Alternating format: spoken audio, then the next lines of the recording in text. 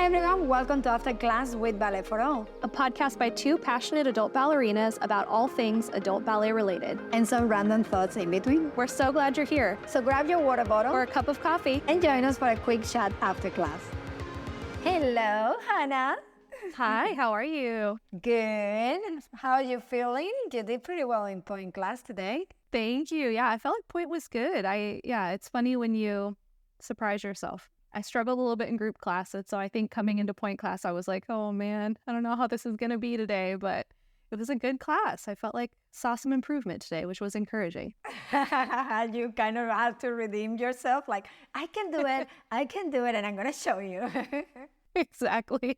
So funny. One of the things that I thought was really good in class today, or interesting in class, was when you mentioned that all ballet turns are over 1 foot. And I had never really thought of that. But when you think about it, we really never do any turns in ballet with both feet on the ground, right? Yeah, so everyone will say, no, but I do the chaînés. Yeah, but now let's go to the basics of chaîné. You start in first position, and the way you learn to do chaîné is by doing half a turn, half a turn. Let's say that you're going to turn towards the right, so you're going to bring your left leg, and you did half a turn, and now you're going to lift your right leg, and you're going to do another half a turn. And that's how you did full turn, and you have to lift one of the foot. Now let's go to piqué soutenu. You're going to piqué, you put your right leg in front of you, your body weight goes over the right leg, you turn towards the left side, and that's how you have to lift that other leg so you can change, yeah?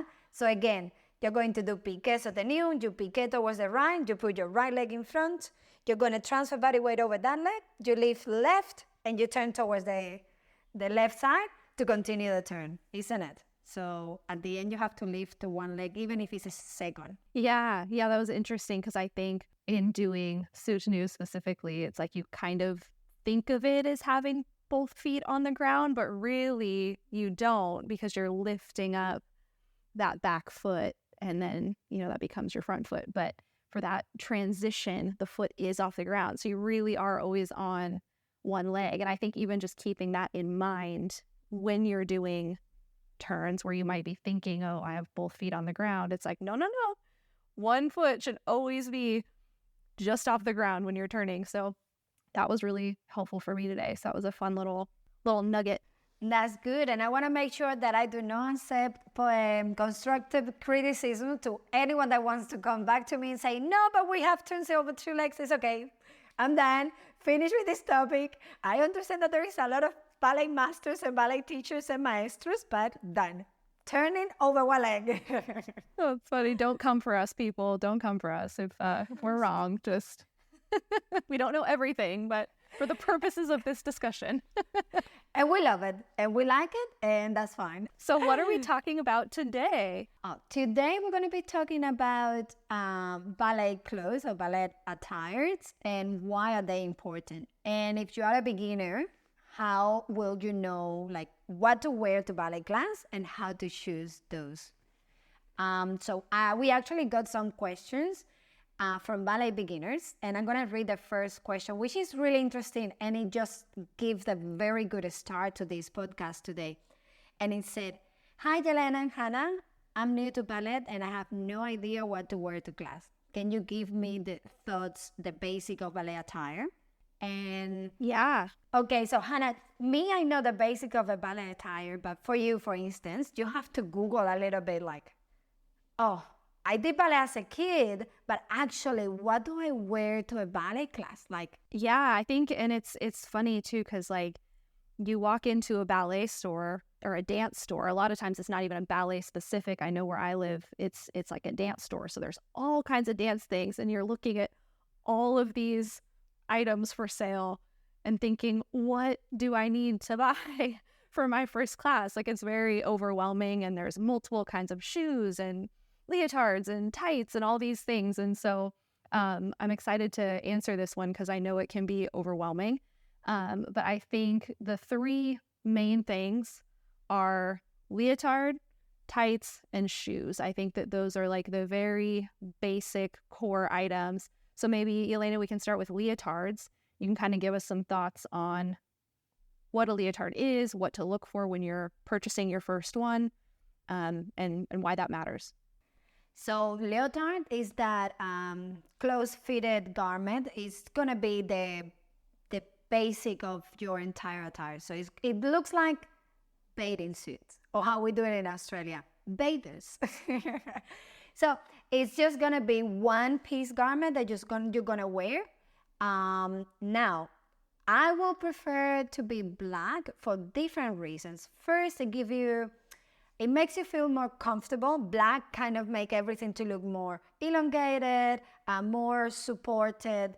And then it makes the t-shirt to not get too distracted with the colors or the prints or whatever.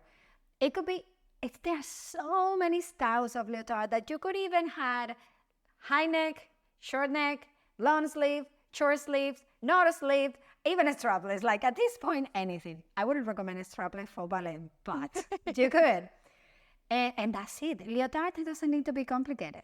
It's just simple. If you get a leotard, black, which is look classic and very lovely, and your teachers are going to appreciate it for sure. Mm-hmm. Yeah, and I think trying on, I know there's a lot of things you can order online now, but for me personally, I would say that for your first leotard, if you can go to a dance store in person and try on, I think that that's really helpful because you'll get a feel for what style you're comfortable in. Sizing with ballet stuff, I'll just say it right now, especially for adults, can be very different and confusing from normal street clothes. It is all over the map. Sometimes you're like, oh, I'm a small or a medium in street clothes. And then you're like, I'm an extra large in ballet clothes. What is going on? So I think trying on things in person, at least until you kind of know brands that you're familiar with. And then also, like you mentioned, there's so many different styles, and you might feel more comfortable in one that's a little more, has more coverage. Like put it on in the dressing room, move around, bend over, do all the things, move your arms and lift your arms above your head and make sure that you feel comfortable in it, because you don't want to be in class and be feeling like you're constantly having to adjust and like you're gonna fall out of your top, or like you're worried about your cleavage. Like there's just so many things, or riding up your butt. Like there's just so many things you can be distracted by with an improperly fitted leotard. So that's my humble opinion, is try on, especially for your first one. I think going to a store is the best. So tights, I know we had talked a little bit about that being one of the most important categories. So what's your take on tights? I know there's mainly pink and black, but I'm actually seeing now that there's even some other colors coming out. So what do you think about tights? I will say so as an adult, for children, we wouldn't even ask thighs when they are little, because we want to really make sure we can see the entire legs. So then from not having any thighs the first 2 grades, they move to having pink thighs. So I would recommend pink, but it wouldn't make you feel comfortable. It will make you feel a little bit more exposed as an adult, at different body types, but not just the body type. Is you don't want to have all these like exposure right in your first class. So I could recommend to go black.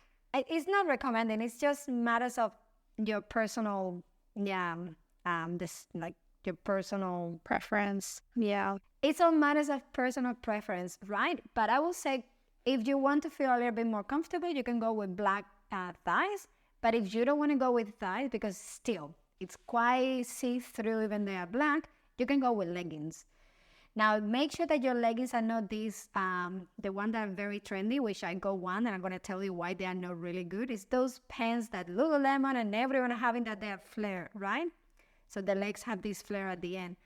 Today in class actually happened to me that I kept pulling the legs up, and I have to bring them all the way to my knees. So my students, Hannah, Gisela, everyone had to see how I did the tandy, so that I did a good fit. So if me as a teacher, I'm concerned of whether you can see my legs or not when I'm demonstrating because of the pants, can you imagine, as your teacher and you be my student, how concerned I will be that I can't see what you're doing? So I will go for 5. Yeah.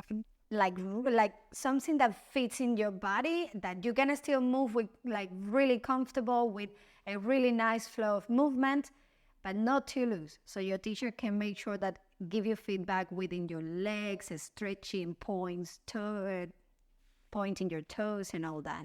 Yeah, I think that's a really good point because it's the same of what applies to leotard and tights with it being so fitted is that the main purpose in that is Yeah. that so your teacher can see your alignment and be able to really see what your body is doing to give you the right feedback. So it's not just the ballet aesthetic that we wear leotards and tights. It really does have function.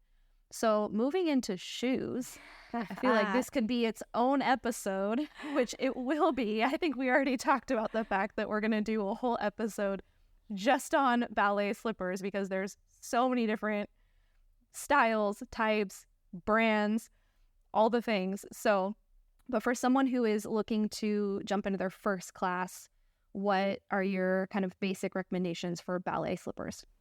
So yeah, a really quick note here is Hannah is in love with ballet shoes. Yeah. And she's in love with point shoes, especially. We will get to that one. That's why we need to do a whole episode just to talk about shoes. There are so many options. First, you will say, but wait, I don't want to go and spend money on the ballet shoes. I would prefer to wear socks. And yes, you could wear socks, but the reality is they're very slippery. You will be able to do nothing. So try to go find a photo on Google what is the first position or the fifth position in ballet of legs and try to do it with socks. You will struggle, my friend. It's really difficult. They're very slippery. And ballet shoes exist for a reason. You can go to the cheapest one. You don't need to go to like, oh, let's get the most expensive brand. I don't going to mention anything here yet because we're going to talk about all the brands and everything that exists in another episode. But they are called ballet shoes or sleepers, which they also are known by sleepers. I know that by demi-point, but there is another type of shoes. So they are going to be lightweight. They are going to have very thin soles, yeah? And what it helps is first to keep your foot supported. As you're moving, you're going to be turning around. You don't want your toes, one like happened to me. I was doing a pirouette, and I left a toe behind as I was turning around. And it costed me 3 months recovering because I did broke my toe in that. And I was speeding on the grass with no shoes, with no nothing. So the toe stayed behind and I kept turning on the horse. So that's so painful. And I realized, oh my gosh, I'm like, that's a terrible story. I realized because I was walking, like I finished turning and playing with all my friends. We were in the National Ballet School in Cuba. And because I was in a boarding school, I just put my thongs on or flip-flops, and I was walking around and I felt the toe falling off the slippers, like the flip-flops. And I'm like, what's going on? And it started to get big. And it's like the little toe, right? So it's big, it's falling off the flip-flop, and it started to be purple. I'm like, oh, this is hurting. It's like 15, 20 minutes later, I'm like, and everybody was just laughing. I was like 16 or 17. So, oh my God. So trust me, ballet shoes, That's please. so sad. Even if they are cheap from Amazon, it doesn't matter. They are still going to support you, protect you, and they exist for a reason, yeah? So I will say that, yeah, ballet shoes are that lightweight. They will have a thin, very thin sole, and you can find a good photo of ballet shoes, and there are so many, but the basic one works perfectly. Yep. And if you do order online, again, like leotards, read the size chart, because one thing I think that is very confusing to beginners and is very confusing even still to me because it's different from different brands is that it's not the same as street shoe sizing. So I wear a 6.5 in street shoes, US sizing 6.5, and my ballet slippers that I currently wear are a 5. So it can be very different. So that's another one where if you are going to order online, read the size chart, because I would hate for you to order shoes and have them arrive and have them be completely too big or too small, because it's a little tricky. They like to trick us with ballet sizing. I don't know why they do that. Definitely. So another thing that I think is kind of a little add-on maybe that we could talk about is warm-ups, because that is something that you'll commonly see in class. A lot of times whether it's online or in person, you'll notice that a lot of people tend to arrive with some layers on, leg warmers, like sauna pants, sweatshirts. And I think that, for a beginner, you might not know why everyone is showing up looking like that. So you want to talk a little bit about warm-ups and what their purpose is. Obviously, kind of gives it away in the title, calling them warm-ups, but you can explain a little bit more the benefits. Yeah, so exactly. When you get to ballet class, you have not much time to really warm up. You are an adult, you're coming from work, you barely had time to put your attire on, maybe a little bit of a bun or a quick ponytail.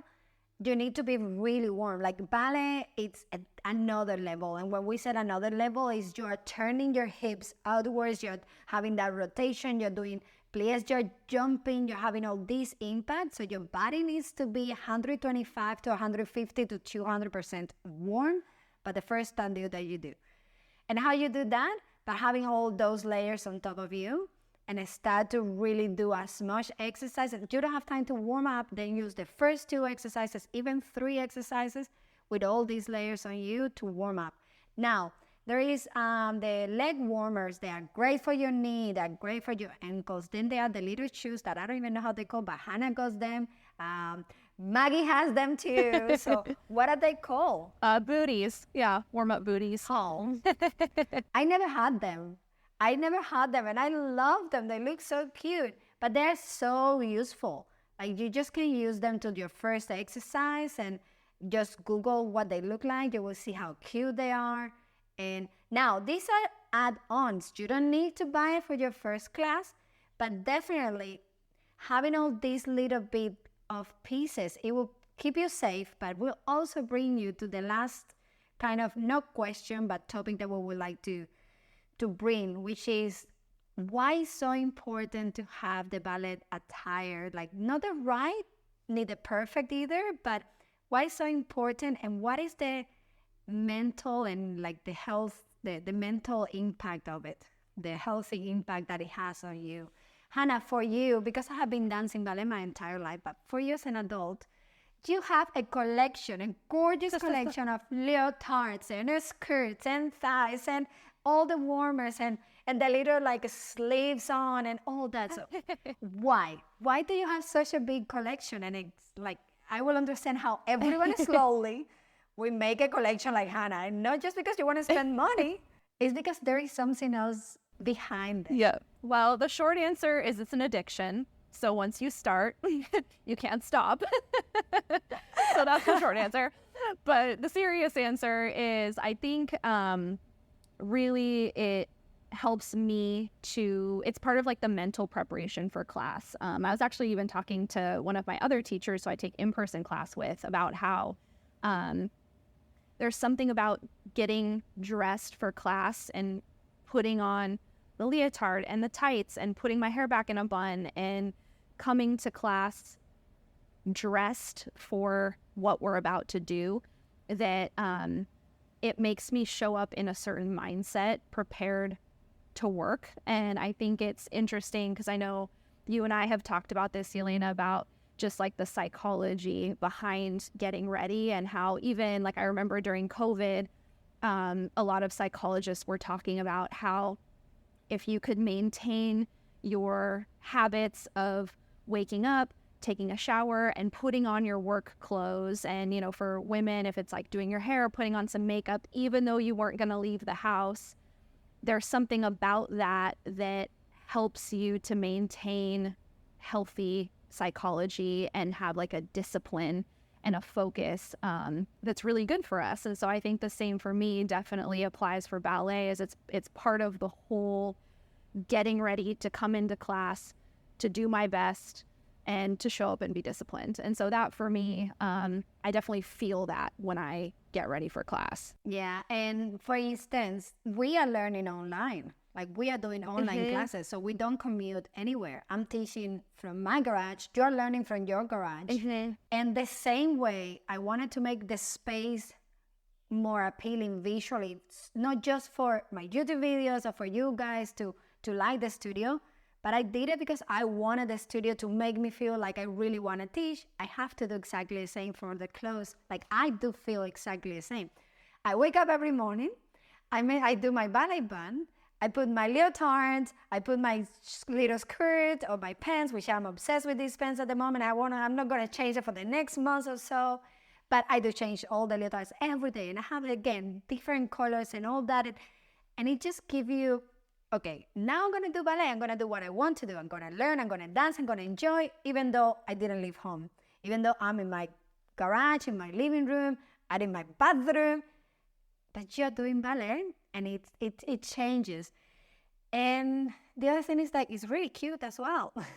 They're cute clothes. They're really cute. And oh my God, they look so wonderful. And it makes you look like a real ballerina. I think it's just a way of really getting in the mindset and feeling the part, especially when you're new and you're coming to class. It's already a little bit nerve-wracking. You're already a little bit nervous. You might feel like you don't have a lot of confidence, but I do think there's something about showing up at least in the leotard, in the tights with the shoes, that I think immediately kind of gives you a little bit more confidence, makes you feel a little bit more ready to do it. So I think that's one of the reasons it's important. And then, you know, like we talked about earlier, it's for being able to move freely. There's, you know, just all kinds of benefits, but I do think the psychological ones are really important, and I definitely experienced those myself. So definitely, if you just don't know where to start, you just need to go simple. One leotard, either thighs or leggings. Everyone has leggings at home,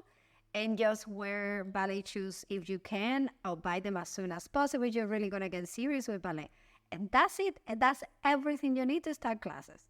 Simple, easy, and now just take the step forward and go for it and start making your dream come true. If you're listening to this podcast, because you've been thinking of doing it if you're not already doing it. So go forward. Just do it. Yeah. I hope this was helpful. And we, like we mentioned, are going to have a couple more upcoming episodes that are a little bit of a deeper dive into specific topics about leotards, shoes, different things like that. So stay tuned for those. But thank you guys so much for listening, and we hope this was helpful. Yay, thank you. Bye. Thank you for listening to After Class with Ballet for All. Join the community on YouTube and Instagram, or come dance with us, our weekly Zoom classes for adult ballerinas like you. Links included in the episode description. Special thank you to our sponsors. See you next time after class. Podcast produced by Mission Bridge Media.